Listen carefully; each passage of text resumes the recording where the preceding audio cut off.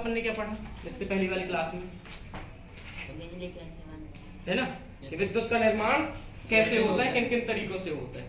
ठीक है, तो विद्युत का निर्माण करने के लिए क्या चाहिए, जनरेटर को रोटेट करवाना है, उसको घुमाना है। ठीक है, अब विद्युत बन तो गई, लेकिन विद्युत के अंदर क्या क्या चीज होंगी, मतलब जो आपने पावर जनरेट की, ठीक है, जो आपने पावर उत्पन्न की, शक्ति उत्पन्न की, उसके अंदर क्या क्या चीजें रहेंगी, कौन कौन से टर्म्स होंगे, उन टर्म्स के बारे में हम पढ़ेंगे। ठीक है, तो सबसे पहले जो होता है वोल्टेज और करंट। ठीक है, अब आप लोग बोलते हो करंट लग गया। ठीक है, करंट कैसे लगता है सर? किसी एक तार के अंदर रहता है तो दूसरा बाहर रहता है, उसको छू दोगे करंट लग जाएगा। कैसे लग जाएगा करंट? सर स्विच से करंट का प्रवाह आपके माध्यम से हो जाता है। करंट समझ लो वो एक पाइप में बहता हुआ पानी है, ठीक है ना, कि उसको जहां से जगह मिलेगी, ठीक है, वो निकलने की कोशिश करेगा। क्लियर हो गया? ठीक है ना।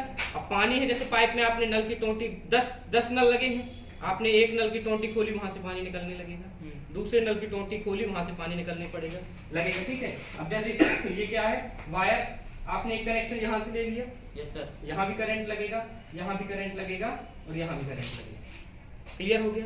और जो वोल्टेज होता है वो एक प्रकार का क्या है, दबाव, प्रेशर। ठीक है, अब सीधी सी बात है, एक सिद्धांत आपने पढ़ा होगा, यदि एक उसको पानी और टंकी से समझेंगे, वोल्टेज और करंट की। ये पानी की टंकी है, इसमें पानी भरा है, ठीक है, और एक और पानी की टंकी है, ठीक है, इसकी पानी की टंकी है। अब यहां पर क्या होगा, यदि ये पानी की टंकी खाली है, ठीक है, यदि ये पानी की टंकी खाली हो गई और दोनों की पानी की टंकी को यहाँ पर क्या कर दिया, अपन ने जोड़ दिया, दोनों पानी की टंकी को क्या कर दिया, जोड़ दिया। ठीक है, तो जब ये पानी की टंकी भरी है तो यहाँ पर पानी आने लगेगा ना इस टंकी से? Yes sir. आने लगे कि नहीं आने लगे? ठीक है, और कब तक पानी आएगा, जब तक दोनों टंकियों का वाटर लेवल क्या नहीं हो जाता है, बराबर, इक्वल नहीं हो जाता है। क्लियर हो गया? वोल्टेज के साथ भी सेम कंडीशन है। ठीक है, ऐसी ताप में भी लगता है कि यदि दो चीजें गर्म हैं, उनको आपने सटा के रख दिया, कांटेक्ट में रख दिया, पास पास रख दिया, तो वो दोनों चीजें तब तक, मतलब गर्म चीज ठंडी चीज को तब तक गर्म करती रहेगी जब तक दोनों का टेम्परेचर क्या ना हो जाए, बराबर ना हो जाए। क्लियर हुआ? तो ऐसे ही वोल्टेज और करंट में होता है कि वोल्टेज में क्या चाहिए, पोटेंशियल डिफरेंस। ठीक है, अंतर, विभवों में क्या होना चाहिए, इसको अंतर। क्लियर हुआ? दो विभव हैं, ठीक है ना, वोल्टेज को हिंदी में क्या बोलेंगे, विभव। तो विभव में जब अंतर होगा तो उसको क्या बोलेंगे, विभवांतर। क्लियर हो गया? yes, यदि दो विभवों में जब अंतर होगा तो उसको क्या बोलेंगे, विभवांतर। यदि पोटेंशियल डिफरेंस नहीं होगा तो करंट प्रवाहित नहीं होगा। यहाँ पानी क्या है, करंट। यदि इनके बीच में अंतर नहीं होगा तो करंट प्रवाह नहीं होगा। ठीक है ना। तो दूसरे को टर्म में समझेंगे कि उस कार्य द्वारा परिभाषित कर सकते हैं जो एकांक आवेश को एक बिंदु से दूसरे बिंदु तक लाने में किया जाता है। मतलब एक आवेश यहाँ है, आवेश मतलब Q से दर्शाते हैं, ठीक है ना, उसको एक जगह से दूसरी जगह ले जाने में जो कार्य किया जाता है, इसी को क्या बोला जाता है, वोल्टेज। क्लियर हो गया? एक आवेश को एक जगह से दूसरी जगह ले जाने में किया जाने वाला वर्क डन ही क्या कहलाएगा, वोल्टेज कहलाएगा। यहाँ देख रहा है V बराबर W/Q, मतलब इसका जो सूत्र होता है वो होगा V बराबर W/Q। W क्या होता है, कार्य, जिसको हम जूल में दर्शाते हैं, जिसका मात्रक, आवेश का मात्रक क्या होगा, कूलम। अब आपका 10वीं के जो ऑब्जेक्टिव होंगे, ऑब्जेक्टिव में जरूर आपका एक क्वेश्चन जरूर मात्रक का आता है, 100% है। ये तो प्रतिरोध का मात्रक पूछ लेगा, ये तो करंट का मात्रक पूछ लेगा, ये तो वोल्टेज का मात्रक पूछ लेगा। तो वोल्टेज आप देख रहे हो, अब यहाँ पर वर्क देख रहे हो, कार्य का मात्रक क्या हो गया, जूल, और क्यू का मात्रक क्या हो गया, कूलम, आवेश का मात्रक क्या हो गया, कूलम। और इलेक्ट्रॉनिक्स और हार्डवेयर में भी आपका एक जरूर क्वेश्चन मात्रक से आता है।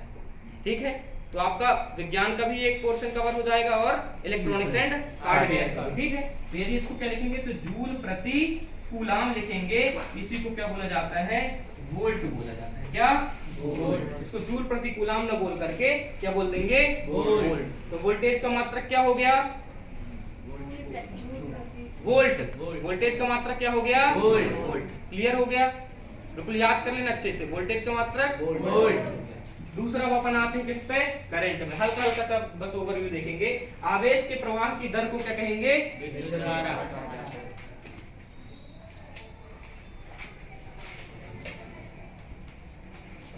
ठीक है।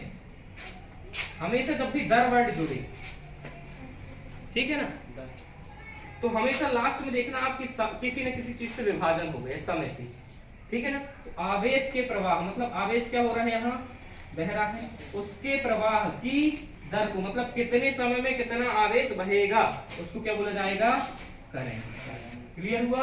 आवेश के प्रवाह की दर को विद्युत धारा कहा जाता है। विद्युत धारा हिंदी में बोलेंगे, करंट इंग्लिश में बोलेंगे। क्लियर हो गया।